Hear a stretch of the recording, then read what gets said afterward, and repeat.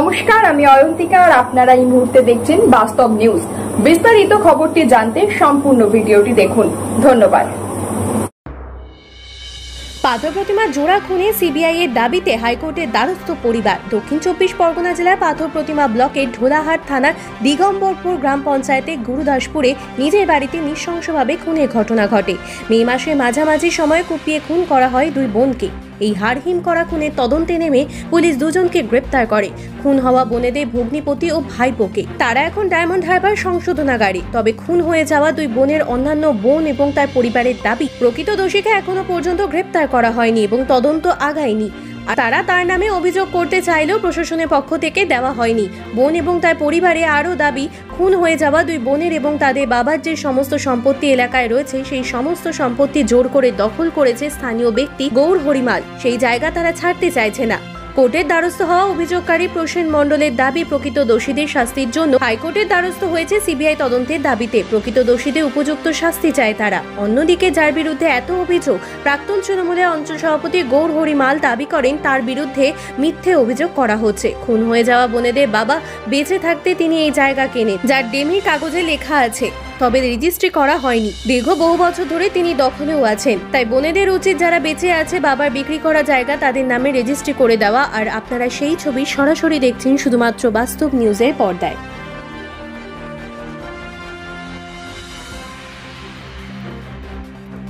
যে দুই মহিলা খুন হয়েছিলেন, তারপরে আপনারা বহুদিন পরে এখানে এলেন, আপনারা কেন এলেন? এখানে কি খবর? আমরা এসেছি খুনি ধরবার জন্য, খুনিকে পাওয়ার জন্য। যে যারা খুন করেছে তারা এখন ধরা পড়েনি।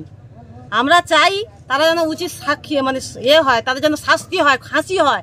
কারণ নিরপেক্ষভাবে দুটো বোনকে খুন করেছে। আমরা তখন এমন অবস্থায় ছিলাম, ছোট বোন অপারেশন হয়েছে বলে আমি আসতে পারিনি সেই সময়টা। আর তাদেরকে এমনভাবে মারা হয়েছে যে গ্রামের এত গ্রামবাসী আছে, কেউ বলতে পারছে না যে তাদেরকে কে খুন করেছে, সেটাও কেউ বলতে পারছে না।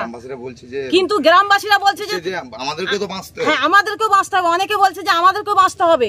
তারপরে এখানে আমার মানে দাদু মানে মার বাবার জায়গা ছিল, সে জায়গার উপরে অনেকে দখল করে আছে। পাশাপাশি এই যে জায়গাটা, এই জায়গার উপরে দখল করে আছে, সেটাও আমরা চাই যে এই জায়গাগুলো যেন তারা ছেড়ে যেন করে, সেটাও আমরা চাই। আর যাতে আমার দুটো দিদি যে মার্ডার হয়েছে তাদের যেন খুনি ধরা পড়ে, তার জন্য আমরা অনেক চেষ্টা করবো যে যাতে খুনিটা ধরা পড়ে। আপনারাও দুজন তো ধরা পড়েছে, যারা ধরা পড়েছে তারা কিন্তু আমরা এখনো বুঝতে পারছি না একজনের দ্বারা খুন হয় না, দুজনের দ্বারা খুন হয় না। খুন করতে গেলে সবার বুকে ভয় আছে। তাহলে রাতের অন্ধকারে খুন করবে কেন? দিনের বেলা তো খুন করতে পারতো। আমরা চাই ওর মধ্যে অনেকে আছে যারা এখন লুকিয়ে আছে, যারা ধরা পড়েনি, তাদেরকে ধরতে হবে। কিংবা আমরা চাই মিডিয়ার কাছে চাই যে আপনারা যেভাবে খবরটাকে চতুর্দিকে ছড়িয়েছেন, তখন আমরা কিন্তু আসতে পারিনি। মোরা তখন নিয়ে চলে গেছে। তারপর যখন এসছি তখন আমরা কোনো মিডিয়াও পাইনি, আমরা দূরে থাকি। এখনো যে তার যে কোনো ধরা পড়েনি কি, যারা খুন করেছে তারা এখনো ঘুরে বেড়াচ্ছে গায়ে কাপড় দিয়ে, হয়তো আমরা জানতে পারছি না। আমরা চাই খুনি ধরা পড়ুক। আপনার নাম? আমার নাম অষ্টমী হালদার। যারা মারা গেছে আমার দিদি মামাতো বোন হয়, বাসন্তী প্রামাণিক আর বিশ্ব প্রামাণিক। করছে যেখানে আপনার ওখানে দুজন যে খুন হয়েছিল, তাদের জায়গা জমি আপনি জোর করে দখল করে আছেন, কি বলবেন?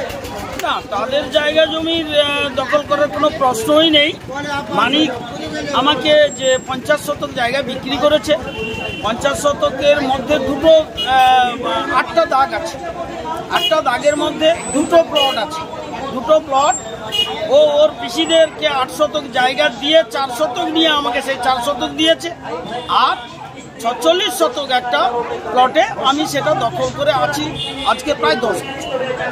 এটা ফালতু গুজব একটা ছড়ানো হচ্ছে আমার বিরুদ্ধে। যারা অভিযোগ করছে তাদের নামে কি জায়গা রয়েছে? তাদের নামে জমি তাদের তো অলরেডি পড়ে আছে। তাদের যারা চাষবাস করছে তাদের জমি পড়ে আছে, তাদের জমি থেকেও দখলে যায়। আপনার পরিচয়? আমি গৌর হরিমাল। নৃশংসভাবে খুন করেছে। আমি সেই দিন আমি যখন আসি এখান থেকে, বাড়ি থেকে বডি নিয়ে চলে গেছে থানায়। একদিন পর্যন্ত ফেলে রেখেছে। তারপর গিয়ে জিডি করতে বললো, বলে কার নামে কাকে সন্দেহ হয়? আমি বলি আমার মামার ছেলে, কারণ আমরা এখানে যাতায়াত করি না।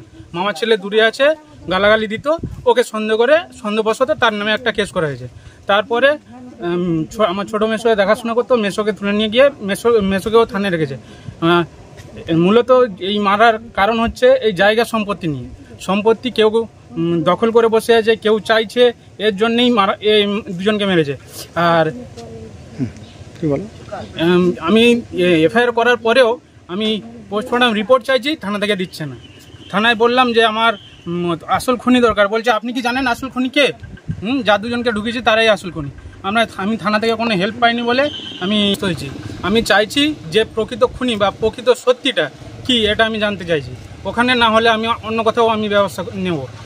হাইকোর্টে কি বলে আবেদন করেছেন? এই আমার দুটো মাসি মারা গেছে, কি খুন হয়েছে এটা প্রকৃত খুনিকে, এটার জন্য রাজ্য পুলিশের হাতে আমি আর ছাড়তে চাইছি না। আমি চাইছি সিবিআই বা সিআইডি এর দুটো সংস্থায় যে কোনো একটা এজেন্ট যেন আমাদেরকে সাহায্য করে। আপনি কি কাউকে সন্দেহ করেন? সন্দেহ তো অনেককেই হয়, কিন্তু সন্দেহবশত এই যে আমার মামার ছেলেটাকে দিয়েছি সে হয়তো খুনিও না হতে পারে। সে একার দ্বারা তো এই খুনটা করা সম্ভব না। দুজনকে খুন করেছে নৃশংসভাবে, না দেখলে কেউ বিশ্বাস করবে না। ঠিক আছে, যেভাবে দুটো মানুষকে মারা হয়েছে একার দ্বারা তো কোনোদিন সম্ভব নয়। তাহলে আর এ দুজনকে যে জেলে রেখেছে দুজনের সঙ্গে কোনোদিনও কথা বলেনি, ঝগড়াঝাটি করে ওদের সঙ্গে বিবাদ হয়ে আছে, ওরা কেউ কোনোদিন কথা বলেনি। ঠিক আছে, থানায় ও দুজনকে এক জায়গায় রেখেছে এবং ও দুজনের হয়তো দুজনকে দোষী করার জন্য মারধর করেছে। কারণ এই কিছুদিন আগেই তো ঢোলাহাটের ঘটনাটা সবাই দেখেছে। ঠিক আছে, কীভাবে মারধর করে একটা ছেলেকে মেরেছে। তাহলে সই করিয়ে নেওয়াটা ওদের কাছে একদম মামুলি ব্যাপার। এমনি জায়গা জমি নিয়ে কী সমস্যা হচ্ছে? জায়গা জমি বলতে এখানে কেউ একজন আছে যার নাম গৌরমাল, সে মা এবং আমার মেজো মাসির আর ছোটো মাসির জায়গা দখল করে বসে আছে। সেটা নিয়ে মাসিরা যখন বলতে যেত ওদের উপরে চড়া হতো। জায়গা ঘিরে বসে আছে।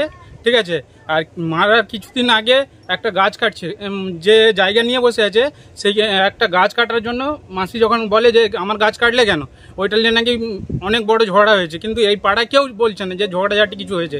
পরে জানা গেল যে গাছ কাটার দুদিন পরে এই খুনটা হয়েছে। ঠিক আছে, মাসি 9:30 পর্যন্ত আমার সঙ্গে কথা বলছে রাত্রে, প্রায় প্রতিদিনই আমার সঙ্গে কথা বলতো। ঠিক আছে, আমি ওখান থেকে মানে সুবিধা অসুবিধা যখন তখন আমার মেসো যখন থাকতো নি বা মেসোর কাছে টাকা পয়সা তো নেই বা কাজ বাজ সেরকম করতো না, আমি টাকা পয়সা দিয়ে হেল্প করতাম বা হয়তো আমি এসে দেখে যেতাম। ঠিক আছে, আর দুটো মাসিকে যেদিন খুন করে সেদিন 9:30 পর্যন্ত আমি ফোনে কথা হয়েছে, যে আমাকে কোথাও কিছু বলেনি। ঠিক আছে, এর আগে শুধু ওই 2-1 নাম বলতো যে এদের সঙ্গে ঝগড়া হয়েছে, এই আমাকে মেরে দিচ্ছে বা মেরে ফেলবে, হুমকি দিচ্ছে, এরকম করে বলতো। আমি এই পর্যন্ত বলেছি যে ওখানে জায়গাটা সব পড়ে থাকুক, তোমরা দুজন আমার কাছে চলে আসো। কেউ যেতে চায়নি। তারপরে আমার মাকে ছাড়তে গেছিলো, সে সময় বললাম, তার সপ্তাহখানেকের পর এরকম খবর গেল সকালবেলা যে মাসি মরে গেছে। আপনার নাম? আমার নাম প্রসেন মণ্ডল, বাড়ি হলদিয়া। যারা মরে গেছে কে হয়? দুই মাসি। সমস্ত খবর সবার আগে জানতে অবশ্যই বাস্তব নিউজ চ্যানেলটি follow, like, share and comment করতে ভুলবেন না। ধন্যবাদ।